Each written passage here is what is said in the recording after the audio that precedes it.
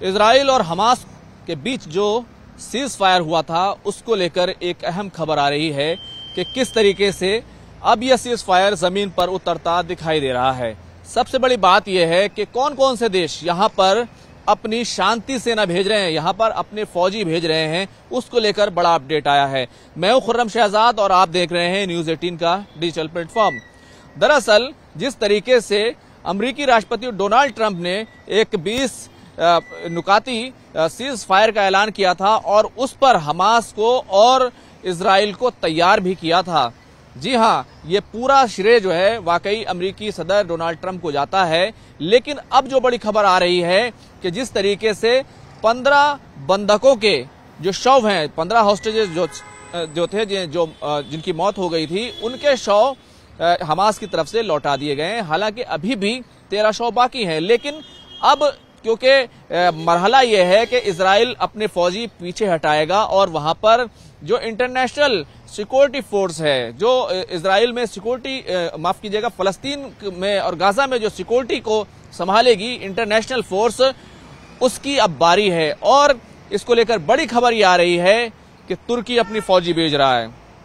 तुर्की पहले भी इस पूरे मामले में भरपूर तरीके से इंटरेस्ट जो है दिखाता रहा। जब ये सीज फायर हो रहा था तब भी उसने मिस्र अपने लोगों को भेजा था और अब तुर्की अपने फौजी भेज रहा है। इसके अलावा इंडोनेशिया जो है वो भी अपने फौजी भेज रहा है। और सबसे बड़ी बात यह है कि ब्रिटेन वही ब्रिटेन जिसने इजराइल बनाया था और इजराइल का सबसे बड़ा योगदान जो है इजराइल को बनाने में है। इजराइल को बनाने में क्योंकि ब्रिटेन का योगदान है और ब्रिटेन ने पिछले दिनों जिस तरीके से फलस्तीन को मान्यता दी थी, अब जो ब्रिटेन है वो भेज रहा है अपने ऑफिसर्स ताकि इस पूरे सीज फायर की वो निगरानी कर सकें और इसको पूरे तरीके से बचाया जा सके।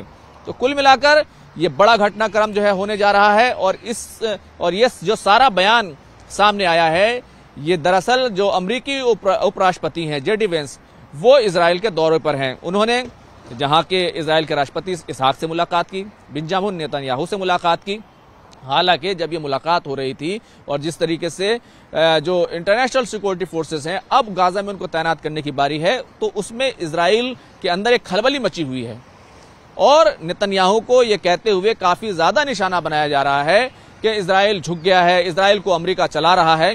तो बेंजामिन नेतन्याहू की तरफ से भी बयान आया कि अमेरिका का गुलाम नहीं इजराइल। हालांकि दोनों के लक्ष्य और दोनों की जो नीति और राजनीति है वो लगभग एक सी है और उसमें जो है दोनों एक पार्टनर की तरह काम करते हैं। तो अब ये 3 देश जो है वहां पर इंटरनेशनल सिक्योरिटी फोर्स जो है वहां पर एक तरीके से भेज रहे हैं और भी उसमें कई मुल्क शामिल हो सकते हैं। लेकिन जेडी वेंस की तरफ से ये कहा गया है कि ये 3 देश जो है सिक्योरिटी जो है अपने फौजी वहां पर गाजा में भेजेंगे और वो वहां की पूरी सिक्योरिटी को संभालेंगे। इससे पहले खुद इजराइल ही ये तमाम सिक्योरिटी संभालता था। इजराइल के साथ साथ जो है हमास जो है वो अंदर की सिक्योरिटी संभालता था और पूरा इलाका जो है उसको एक ओपन जेल जो है इजराइल ने बना रखा था।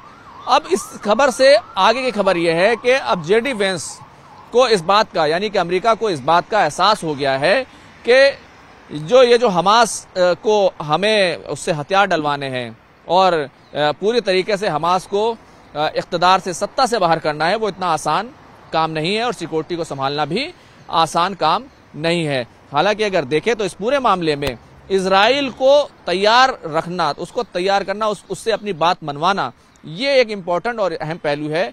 न सिर्फ जेडी वेंस इजराइल के दौरे पर हैं बल्कि डोनाल्ड ट्रंप के जो विशेष दूत हैं इस पूरे मिडिल ईस्ट इलाके के लिए, स्टीव विटकॉफ, जेरेड शेरन, वो भी जो है इजराइल के दौरे पर हैं और वहीं पर डेरा डाले हुए हैं। दूसरी तरफ नेतन्याहू बार बार जो है इस तरह की बातें कर रहे हैं कि हम अमेरिका के गुलाम नहीं हैं। पहले उन्होंने कहा और बाद में भी उन्होंने कहा कि कुछ लोग ये कहते हैं कि इजराइल को अमेरिका चलाता है और फिर बाद में कहने लगते हैं कि अमेरिका को इजराइल लॉबी जो है, यहूदी लॉबी जो है, वो कहीं ना कहीं उसको कंट्रोल करती है। तो कुल मिलाकर एक बड़ा अपडेट जो है इस सिलसिले में आया है। हालांकि अब ये जो कुछ हो रहा है ये इसमें 68,000 से ज्यादा फलस्तीनियों की जान जा चुकी है और 1500 के करीब जो है वो इजरायली भी इस पूरी जंग में, इस 7 अक्टूबर 2023 के बाद से जो कुछ शुरू हुआ था उसमें जान उनकी भी जा चुकी है।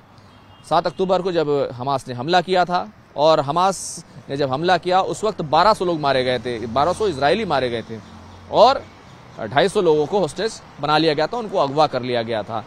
अब क्योंकि डील हो गई, होस्टेज लौटाए गए हैं, अब इस पूरे मामले में इजराइल की तरफ से एक दिक्कत ये आ रही है, और ये मतलब जमीनी दिक्कत है कि जो लोग मारे गए उनको शवों को कहाँ दफनाया गया, वो शव भी वापस करने हैं। होस्टेजेस जो जिंदा थे वो आपने लौटा दिए, लेकिन जो शव हैं उसमें से सिर्फ 15 लौटाए हैं, 13 शव अब का इंतजार जो है इजराइल कर रहा है। और इजराइल ये कहता है जब तक वो शव नहीं लौटाए जाएंगे तब तक हम जो सीज फायर का दूसरा मरहला है, सीज फायर का जो दूसरा कहना चाहिए कि उसका दूसरा फेज है, उसमें क्योंकि इजराइल को अपनी फौज जो है गाजा से धीरे धीरे बाहर निकालनी है, वो हम शुरू नहीं करेंगे। बीच में कुछ जिस तरीके से उसके 2 फौजी मारे गए थे इजराइल के, उसके बाद उसने बमबारी कर दी थी। हालांकि अमेरिकी राष्ट्रपति डोनाल्ड ट्रंप ने इजराइल को फटकार लगाई, कहा कि समझौता को और सीज फायर को बचाना है। फिर बाद में इजराइल के समझ में आया और वो भी इस बात के लिए तैयार हो गया।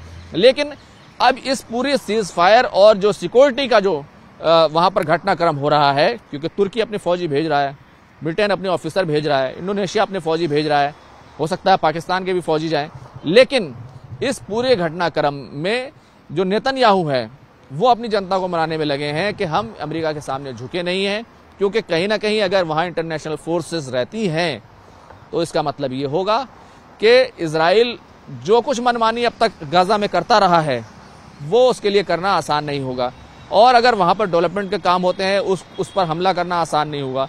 इन तमाम चीज़ों को देखते हुए दरअसल नेतन्याहू अपनी साख ये इस तरह के बयान देकर वो ये अपनी साख बचाने में लगे हुए हैं कि वो नहीं झुके हैं और अपनी सिक्योरिटी की, अपनी डिफेंस का फैसला वो खुद करते हैं। और इस बात में कोई सच्चाई नहीं है कि अमेरिका जो है उनको चला रहा है। लेकिन सच्चाई क्या है? सच्चाई सिर्फ ये है कि अमेरिका ने हमेशा इजराइल को बचाया है, और इसके पीछे क्यों बचाया है, इसके पीछे जो सबसे बड़ा फैक्टर है वो ये है कि अमेरिका में जो यहूदी लॉबी है वो पूरी तरीके से अमेरिकी पॉलिटिक्स को कंट्रोल करती है। बहरहाल ये एक पूरी चर्चा का विषय है, इस पर बातचीत हो सकती है, डिबेट हो सकती है, लेकिन बड़ा घटनाक्रम यही है कि अब दूसरा फेज जो है उसकी शुरुआत होने जा रही है। उसका दूसरा फेज है, उसमें क्योंकि इजराइल को अपनी फौज जो है गाजा से धीरे धीरे बाहर निकालनी है, वो हम शुरू नहीं करेंगे।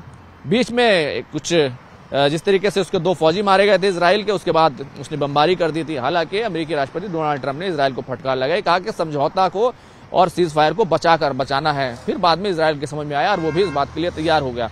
लेकिन अब इस पूरी सीज फायर और जो सिक्योरिटी का जो वहां पर घटनाक्रम हो रहा है, क्योंकि तुर्की अपने फौजी भेज रहा है, ब्रिटेन अपने ऑफिसर भेज रहा है, इंडोनेशिया अपने फौजी भेज रहा है, हो सकता है पाकिस्तान के भी फौजी जाएं, लेकिन इस पूरे घटनाक्रम में जो नेतन्याहू है वो अपनी जनता को मनाने में लगे हैं कि हम अमेरिका के सामने झुके नहीं हैं, क्योंकि कहीं ना कहीं अगर वहां इंटरनेशनल फोर्सेस रहती हैं तो इसका मतलब ये होगा कि इजराइल जो कुछ मनमानी अब तक गाजा में करता रहा है वो उसके लिए करना आसान नहीं होगा, और अगर वहां पर डेवलपमेंट के काम होते हैं उस पर हमला करना आसान नहीं होगा।